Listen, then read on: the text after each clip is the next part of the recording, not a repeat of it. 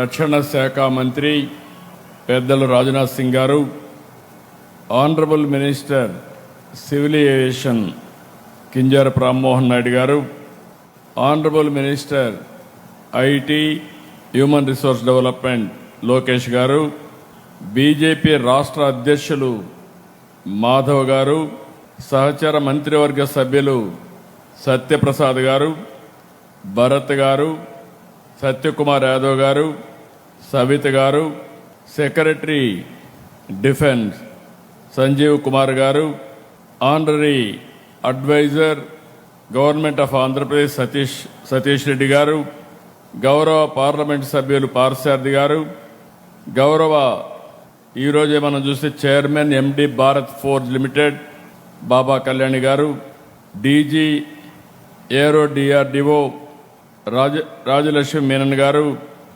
గౌరవనీయురాలు స్థానిక శాసనసభ్యురాలు పల్లె సింధూరారెడ్డి గారు, ఈరోజు చాలా కష్టపడి ఈ ప్రాజెక్టు కారకులైనటువంటి సెక్రటరీ ఇండస్ట్రీస్ యువరాజు గారు, అదే మాదిరిగా ఈరోజు నేను పుట్టపర్తికి వస్తే మీ అభిమానం చూస్తున్నా. మీ అందరికీ పేరు పేరున మనస్ఫూర్తిగా నమస్కారాలు, అభినందనలు. పుట్టపర్తి అనంగానే మనకు గుర్తొచ్చేది సత్యసాయిబాబా. ఆయన బోధనలతో విశ్వశాంతికి ఒక సందేశాన్ని అందించిన పవిత్ర పుణ్య భూమి ఈ పుట్టపర్తి అని చెప్పి మీ అందరికీ విజ్ఞప్తి చేస్తున్నా. అటువంటి పుట్టపర్తిలో దేశ రక్షణ రంగంలో కీలకమైనటువంటి advanced medium combat air craft fighter jet ఈరోజు ఇక్కడ ఫౌండేషన్ వేసుకోవడం నేను ఒక బ్రహ్మాండమైనటువంటి అవకాశంగా భావిస్తున్నా. పుట్టపర్తి అంటే ప్రశాంతతే కాదు, ఇకపై దేశం గర్వించే రక్షణ కేంద్రం కూడా.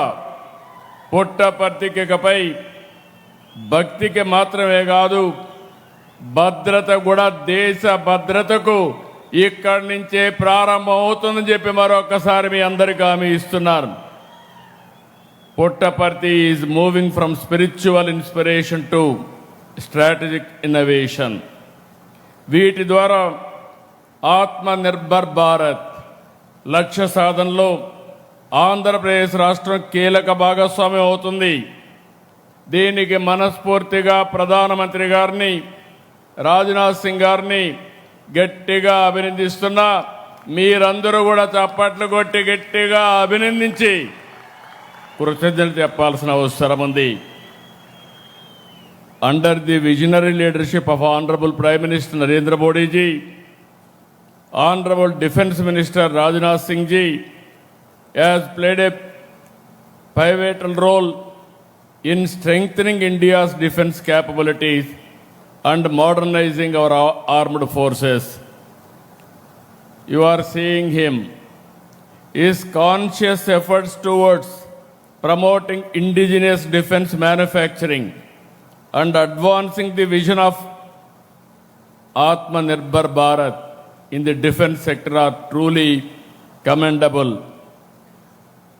Through decisive reforms, strategic investments, and support for innovation, our defense minister has significantly enhanced India's self-reliance, preparedness, and global standing in defense and aerospace. Operation Sindoor is a proud example of India's growing strength and technology progress, and the success of Atmanirbhar Bharat in defense. I am very happy they have used a drone. That drone has been produced from Andhra Pradesh, that is from Kurnool, that is the strength of Andhra Pradesh. I know our defense minister, not today, for the last 3 decades.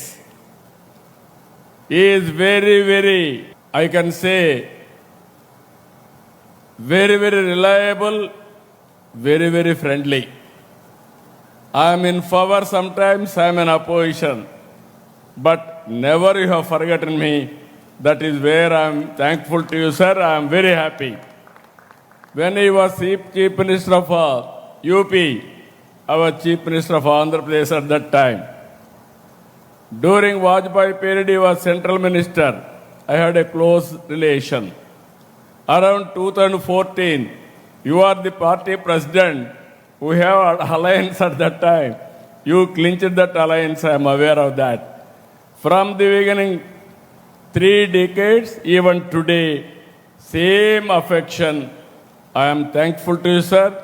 This AMCA has come because of you. I am grateful to you for sanctioning this. ఈ రోజు మనందరం గుర్తుపెట్టుకోవాల్సింది AMCA project Puttaparthi నుంచి మన దేశ రక్షణ రంగం యొక్క సామర్థ్యాన్ని చాటుతుంది. 15,803 కోట్లతో ఫైనల్గా 650 ఎకరాలతో పుట్టపర్తి ఒక టౌన్షిప్ వస్తుంది. 7,500 మందికి ఉద్యోగాలు వస్తాయి. స్వదేశీ సాంకేతికతో యుద్ధ విమానాన్ని తయారు చేయడం ఈ ప్రాజెక్టు యొక్క ముఖ్యమైన లక్ష్యం. ఇక్కడ అల్టిమేట్గా మీరు చూస్తే 1,00,000 కోట్ల రూపాయలు పెట్టుబడులు వచ్చే అవకాశం ఉంది. నేను ఎన్నోసార్లు చెప్పాను, ఒకప్పుడు ఈజ్ ఆఫ్ డూయింగ్ బిజినెస్, ఇప్పుడు speed of doing business. Speed of doing బిజినెస్కి ఈ ఆమ్కా ఒక తిరుగులేని ఉదాహరణ అని చెప్పి నేను మీకు తెలియజేస్తున్నాను. ఇప్పుడే మినిస్టర్ గారు చెప్పారు, ఐటీ మినిస్టర్ గారు చెప్పారు, ముందు వీళ్ళందరూ కలిశారు. కలిసిన తర్వాత ఒకసారి మినిస్టర్ గారు నాకు ఫోన్ చేస్తే నేను కూడా రిక్వెస్ట్ చేశా, పర్సనల్గా కలిసి చెప్పాను. ఈ ప్రాజెక్టు స్పీడ్ మీరు చూస్తే ఈ ఏడాది 9వ తేదీన ఆమ్కా ప్రాజెక్టుపై రక్షణ శాఖలో చర్చలు మొదలైనాయి. 20వ తేదీన ప్రపోజల్స్ అడిగారు. 24వ తేదీన ప్రతిపాదనలు పంపించాం. 28వ తారీఖున కేంద్రం అంగీకరించింది. 29న అధికారులు ఇక్కడికి వచ్చి స్థలాన్ని పరిశీలించారు. 30వ తారీఖున క్యాబినెట్లో పెట్టి శాంక్షన్ చేశాం. ఈరోజు దీనికి ఫౌండేషన్ వేశాం. ఈ ప్రాజెక్టుకు పూర్తిగా సహకరించిన మిమ్మల్ని అందరినీ అభినందిస్తున్నా. ఇటీవల రాయల్ ఎన్ఫీల్డ్ మన రాయలసీమకు వస్తూ ఉంది. అదే జెట్ స్పీడ్తో ఫైటర్ జెట్ ఈ ప్రాంతానికి వచ్చిందని మరొకసారి మీ అందరికి విజ్ఞప్తి చేస్తున్నా. ఇది ప్రారంభం మాత్రం. ఇక్కడి నుంచి రాబోయే రోజుల్లో ఏరోస్పేస్ సిటీకి దారి తీస్తుంది. నాకు ఏమాత్రం కూడా అనుమానం లేదు. ఈరోజు మరికొన్ని డిఫెన్స్ అనుబంధ సంస్థలకి డ్రోన్ సిటీకి కూడా భూమి పూజ చేసుకున్నాం. మడకసిరలో భారత్ ఫోర్జ్, HFCL, దోనకొండలో BDL సంస్థలు 2,959 కోట్ల పెట్టుబడి పెడుతున్నాయి. దీనివల్ల 4-5 వేల మందికి ఉద్యోగాలు వచ్చే అవకాశం ఉంది. కర్నూలు జిల్లాలో డ్రోన్ సిటీ ద్వారా భారతదేశంలోని ఆధునిక డ్రోన్ ఎకోసిస్టానికి శ్రీకారం చుట్టాం. ఈరోజు 8 సంస్థలకి 686 కోట్ల రూపాయల పెట్టుబడులు వస్తున్నాయి. దీనివల్ల ఒక 2,500 మందికి ఉద్యోగాలు వస్తాయి. మనందరం గుర్తుపెట్టుకోవాలి, ఇటీవల కాలంలో ప్రపంచంలో యుద్ధాలు చూస్తే పెద్ద దేశాలతో సమర్థవంతంగా డ్రోన్ టెక్నాలజీతో ఫేస్ చేసే పరిస్థితికి వస్తున్నారు. భవిష్యత్తులో యుద్ధ రంగంలో ప్రజల రోజువారీ కార్యక్రమాల్లో డ్రోన్స్ చాలా కీలకంగా తయారవుతాయి. ఇప్పటికే మీరు వ్యవసాయం దగ్గర నుంచి అన్ని రంగాల్లో ఈ డ్రోన్స్ యొక్క ప్రభావం పెరిగింది. అందుకే దేశంలో మొట్టమొదటిసారిగా ఓర్వకల్లులో డ్రోన్ సిటీ ఏర్పాటు చేసిన ఏకైక ప్రభుత్వం ఎన్డీఏ ప్రభుత్వం. ఈరోజు మీరు ఒక్కసారి చూస్తే శ్రీహరికోట నుంచి అంతరిక్ష శక్తి, నాగాయ లంక నుంచి క్షిపణ శక్తి, విశాఖ నుంచి నౌకాదళ శక్తి, పుట్టపర్తి నుంచి వైమానిక రక్షణ శక్తితో దేశానికి ఏపీ రక్షణ కవచంగా నిలబడుతుంది. అది మన రాష్ట్రం కేంద్రానికి ఇచ్చే సహకారం. ఇప్పుడు ఒకసారి చూస్తే అనంతపూర్ జిల్లా నేను 5 డికేడ్లుగా చూస్తున్నాను, 50 సంవత్సరాలుగా చూస్తున్నాను. ఒకప్పుడు రాయలసీమ అంటే రతనాల సీమ.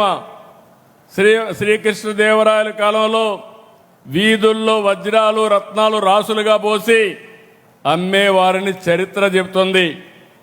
ఇది మన ప్రైడ్. అలాంటి రాయలసీమలో అనంతపురం జిల్లాలో ఒక దశలో ఎడారిగా మారిపోయింది. ఈ ప్రాంతంలో నేను కష్టాలు చూశాను. ఒకసారి కరువు వస్తే నీళ్లు లేకపోతే, పశువులను కూడా మేపలేకపోతే ఇక్కడ పశువుల కోసం క్యాంపులు పెట్టి ఆ రోజు ఆ గడ్డి కూడా ఎక్కడి నుంచో తీసుకొచ్చాం. పంటలు పండకపోతే, నీళ్లు లేకపోతే కనీసం ఒక్కసారి ఇన్పుట్ సబ్సిడీ ఇమ్మంటే నేను ఆ రోజు ఇన్పుట్ సబ్సిడీ శ్రీకారం చుట్టాను. ఇంకో పక్క మీరు చూస్తే నేను ఎప్పుడు హెలికాప్టర్లో ఈ ప్రాంతానికి వచ్చినా ఎక్కడ కూడా చెరువుల్లో నీళ్లే ఉండేటివి కాదు, చెట్లు కూడా లేవు. అలాంటి రాయలసీమని పూర్తిగా మార్చిన ఘనత ఆ రోజు ఎన్టీఆర్ది, ఈరోజు తెలుగుదేశం పార్టీ ఎన్డీఏది. ఆ రోజు ఎన్టీఆర్ ఒకటే ఆలోచించారు, ఈ సీమకు నీళ్లు తేవాలి, జీవితాలు మార్చాలని ఆలోచించిన వ్యక్తి. కృష్ణా జలాలని రాయలసీమకు తరలించాలని హంద్రి, నీవా, తెలుగు గంగా, గాలేరు నగిరి సహా అనేక ప్రాజెక్టులు శ్రీకారం చుట్టారు. వాటిని పూర్తి చేసే బాధ్యత ఈరోజు మనం తీసుకుంటున్నాం. ఇది తప్పకుండా పూర్తి చేసి ప్రతి ఎకరాకు నీళ్ళు ఇచ్చే బాధ్యత ఈ ప్రభుత్వానికి మీకు హామీ ఇస్తున్నా. జీడిపల్లి, గండికోట, చెర్లోపల్లి, గొల్లపల్లి ఉపయోగంలో తెచ్చాం. ఒక ప్రాజెక్టు ఏ విధంగా మారుతుందంటే, ఒక గొల్లపల్లి వల్ల కియా మోటార్ వచ్చే పరిస్థితి వచ్చింది. ఇంకో పక్క భైరవాని తిప్ప, పేరూరు ప్రాజెక్టులు త్వరలోనే కృష్ణా జలాలు ఇస్తాం. సమర్థ నీటి నిర్వహణతో సీమ గడ్డకు జలహారతి ఇచ్చాం. గవర్నమెంట్ ఆఫ్ ఇండియా సహకారంతో సీమ దశ మారుతుంది. నిన్ననే 1,00,000 కోట్ల ప్రాజెక్టుతో సీమ ప్రపంచానికి హార్టికల్చర్ హబ్గా తయారు చేసే బాధ్యత ఈ ప్రభుత్వానిదని మరొక్కసారి విజ్ఞప్తి చేస్తున్నా. రాయలసీమలో ఐరన్ ఓర్ ఉంది, లైమ్ స్టోన్ ఉంది, అనేక ఖనిజ వనరులున్నాయి. వీటిని సమర్థవంతంగా ఉపయోగించుకుంటాం.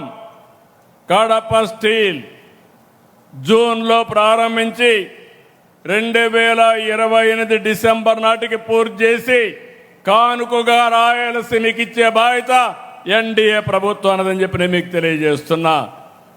ఈ ఖనిజ వనరుల్ని సమర్థవంతంగా ఉపయోగించుకుంటాం. స్టీల్ ప్లాంట్లకి, సిమెంట్ ప్లాంట్లకి శ్రీకారం చుడతాం. Solar, wind, pumped storage, renewable energy ఉత్పత్తికి సీమ కేంద్రంగా మారుతుంది. Defence, drone, space, aerospace, automobile, electronics, steel పరిశ్రమలు, అదే మరి సిమెంట్ పరిశ్రమల రాకతో రాయలసీమ నిజంగానే నేను ఎన్నోసార్లు చెప్పా, రాయలసీమని రతనాల సీమ చేసే బాధ్యత ఈ ఎన్డీఏ ప్రభుత్వం తీసుకుంటాం. కొప్పర్తి ఇండస్ట్రియల్ నోడ్ని ఎలక్ట్రానిక్ మ్యానుఫ్యాక్చర్ క్లస్టర్గా తీర్చిదిద్దాం. శ్రీహరికోట పక్కనే స్పేస్ సిటీ వస్తుంది. రేపో ఎల్లుండో తిరుపతికి రాయల్ ఎన్ఫీల్డ్ తీసుకురావడమే కాదు, రాయలసీమని సగర్వంగా నిలబెట్టే బాధ్యత ఈ ప్రభుత్వం తీసుకుంటాం. ఒక్క నిర్ణయం 2017లో ఉమ్మడి అనంతపురం జిల్లా పెనుగొండలో కియా పరిశ్రమ తెచ్చాం. ఇప్పటి వరకు 18 లక్షల కార్లు ఉత్పత్తి చేయడమే కాదు, 80 దేశాల్లో ఇక్కడ తయారు చేసిన కరువు సీమలో తయారు చేసిన కార్లు 80 దేశాల్లో తిరుగుతున్నాయి.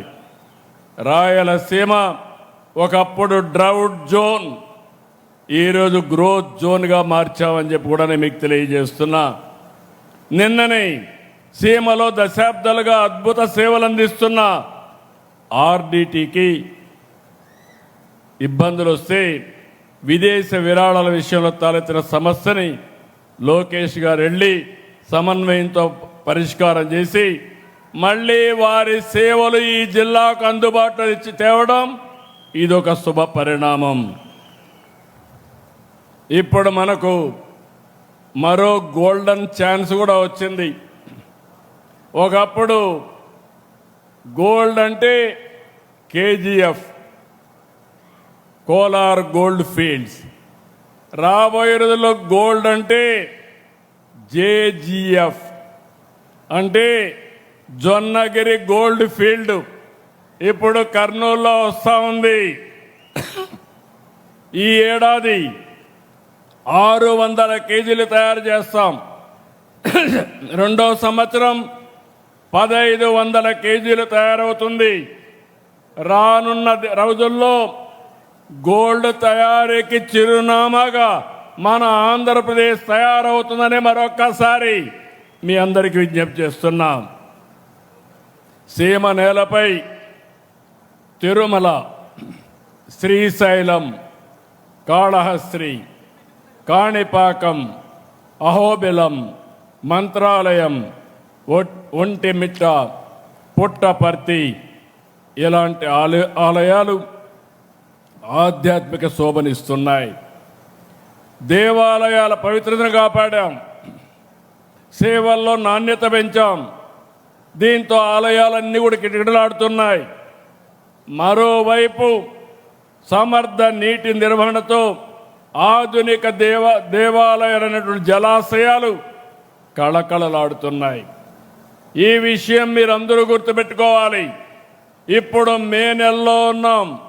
పుట్టపర్తి చెరువులో నీళ్లున్నాయంటే అది సమర్థవంతమైన పరిపాలన ఫలితం.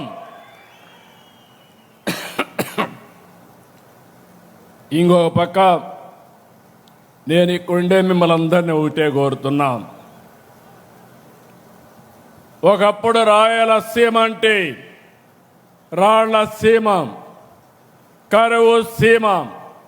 నేను మీ అందరికీ చెప్పాను, రాయలసీమని రతనాల సీమగా మార్చే బాధ్యత మాది అని ఆ రోజు చెప్పాను. ఈరోజు ఆ దిశగా ముందుకు పోతున్నాం. మీరందరూ ఇది వాస్తవాన్ని భావిస్తే గట్టిగా అభినందించాల్సిందిగా ఈ ప్రభుత్వాన్ని కోరుతున్నాం. బుల్లెట్ స్పీడ్లో పోతున్నాం. ఇక్కడుండే యువతకు ఒకటే కోరుతున్నాం, మీరందరూ కూడా ఆలోచించాల్సిన అవసరం ఉంది. అవకాశాలు తెచ్చే బాధ్యత మాది, అవి సద్వినియోగం చేసుకునే బాధ్యత మీది. గత 5 సంవత్సరాలు విధ్వంసంతో అన్ని రంగాలు నాశనం చేశారు. ప్రజలు అధికారం ఇస్తే క్రిమినల్ పాలిటిక్స్ చేశారు, పరిశ్రమలు తరిమేశారు, సాగునీటి రంగానికి తీరని ద్రోహం చేశారు. అలాంటి సమయంలో రాష్ట్ర పునర్నిర్మాణం కోసం ప్రధానమంత్రి నరేంద్ర మోడీ గారు, అదే మరి జనసేన అధినేత పవన్ కళ్యాణ్ గారు, నేను కలిసి హామీ ఇచ్చాం. సంక్షేమం, అభివృద్ధి, సుపరిపాలనతో మళ్ళీ బ్రాండ్ క్రియేట్ చేస్తామని చెప్పాం. 23 నెలలు 23 లక్షల కోట్ల రూపాయలు పెట్టుబడులు సాధించిన ఏకైక ప్రభుత్వం ఎన్డీఏ ప్రభుత్వాన్ని మీ అందరికీ విజ్ఞప్తి చేస్తున్నా. ఇవి పూర్తి చేసి 24 లక్షల మందికి ఉద్యోగాలు వస్తాయి. నా ఆలోచన ఒకటి, ఈ రాష్ట్రంలో ఉండే యువత వేరే ప్రాంతాలకు పోకుండా ఇక్కడే మీకు ఉద్యోగాలు రావాలి. అవసరమైతే వేరే ప్రాంత వాళ్ళకు కూడా మనం ఉపాధి కల్పించే పరిస్థితి రావాలి. రాయలసీమలో 4,63,00,000 కోట్ల రూపాయలు పెట్టుబడులు వచ్చాయి. వీటి ద్వారా 4,11,00,000 మందికి ఉద్యోగాలు వస్తాయి. Google, RCR Mittal, green energy ప్రాజెక్టులు వచ్చాయి. వీటితో పాటు రిలయన్స్ డేటా సెంటర్, బీపీసీఎల్ ఇలాంటి ప్రాజెక్టులు కూడా వస్తున్నాయి. రాష్ట్రాన్ని 3 జోన్లుగా విభజించాం. విశాఖలో ఐటీ కంపెనీలు వస్తాయి, డేటా సెంటర్లు వస్తాయి. అమరావతి కేంద్రంగా క్వాంటమ్ వ్యాలీ విద్యా కేంద్రంగా తయారవుతుంది. రాయలసీమ గ్రీన్ ఎనర్జీ, పరిశ్రమలు, హార్టికల్చర్ హబ్కి ప్రాధాన్యత ఇస్తాం. PM Narendra Modi ji said that everything from ship to ship should be manufactured in our own country. He gave the nation the vision of a Atmanirbhar Bharat as our guiding mission.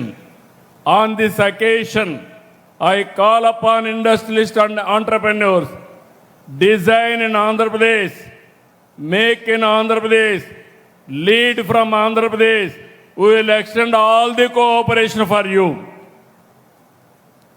New Andhra Pradesh is being built with 3 strengths: innovation, infrastructure, and industrialization.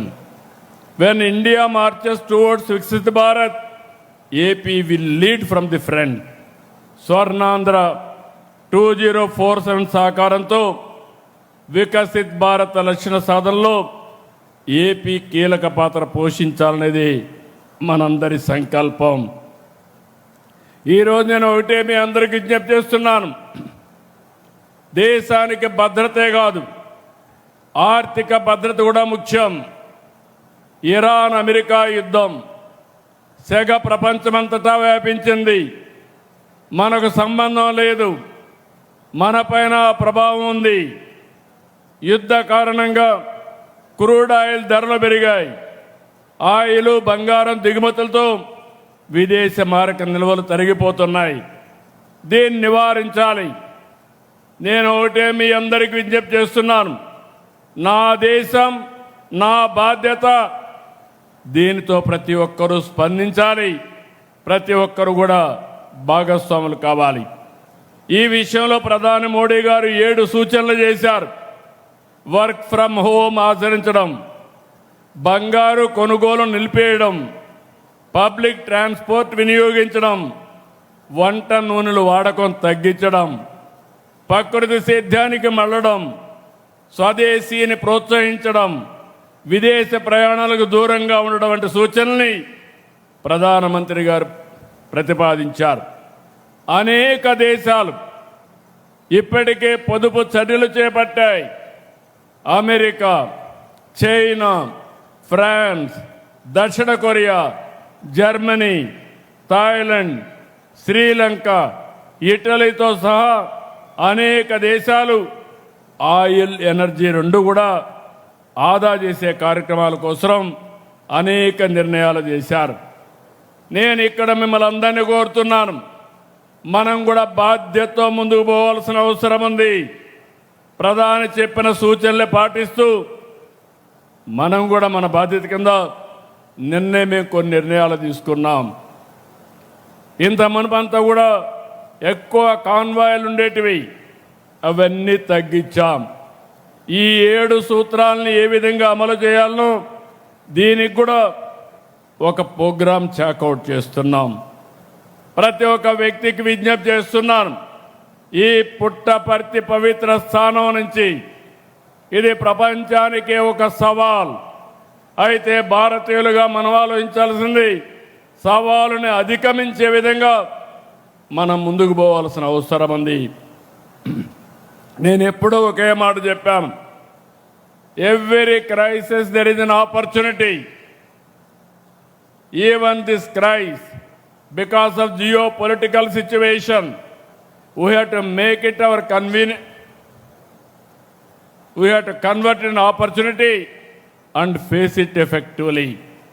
నేను ఇక్కడుండే పుట్టపర్తిలో మిమ్మల్ని కానీ రాష్ట్రంలో ఉండే 5 కోట్ల మందిని కోరుతున్నా, మనం అందరం కూడా ఆలోచించుకోవాల్సిన అవసరం ఉంది. ప్రధానమంత్రి గారు చెప్పిన పొదుపు ఉద్యమం మన రాష్ట్రం లీడ్ చేయాల్సిన అవసరం ఉందని చెప్పి కూడా నేను మీకు తెలియజేస్తున్నా. అది చేయడమే కాకుండా రాయలసీమ చరిత్రలో కొత్త అధ్యాయాన్ని రాసే ఈ కార్యక్రమానికి వచ్చిన మీ అందరినీ పేరు పేరున అభినందిస్తూ, ఇది ప్రారంభం మాత్రం, ఇది తిరుగులేని శక్తిగా రాయలసీమను తయారు చేసే బాధ్యత ఈ ఎన్డీఏ ప్రభుత్వాన్ని. దీన్ని అందిపుచ్చుకునే బాధ్యత ఇక్కడ ప్రజలది. దానికి సిద్ధంగా మనం కోరుకుంటూ, జై భారత్, జై తెలుగు తల్లి, జై హింద్. గట్టిగా చెప్పండి, జై భారత్, జై భారత్, జై భారత్, జై తెలుగు తల్లి, జై తెలుగు తల్లి.